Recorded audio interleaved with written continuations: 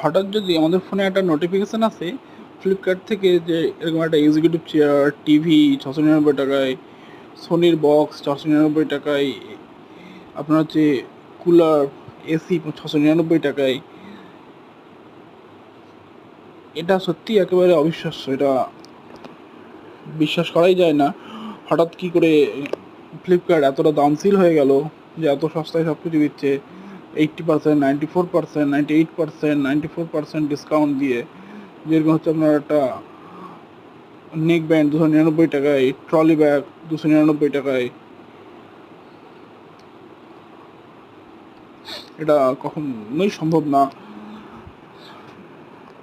আমরা এটাকে বিশ্বাস করে ফেলি, কিন্তু পারচেস করতে গেলে আপনার হচ্ছে আপনার ক্যাশ অন ডেলিভারি দেয় না।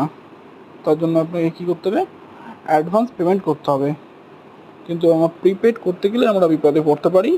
অতএব এভাবে করে কখনোই না বুঝে পেমেন্ট করাটা কখনোই উচিত হবে না। কারণ একটা টিভি, যেটা স্যামসাংয়ের আপনার 32 ইঞ্চি টিভি, যেটার দাম 19,000 টাকা, যেটা আপনার দেখাচ্ছে 700 টাকায় মাত্র, এটি সম্ভব কখনো? কোনো দিনও সম্ভব না। এটা হচ্ছে ফ্লিপকার্টের একটা বিজনেস পলিসি। যার ফোনে ধরুন আপনার অ্যাপটা ডাউনলোড করা নেই, তার ফোনে মেসেজ আসছে, এটা অ্যাকচুয়ালি তাকে দিয়ে অ্যাপটা ডাউনলোড করিয়ে নিলে তার একটা বিজনেস বাড়বে। এটা ছাড়া আর কিছুই নয়।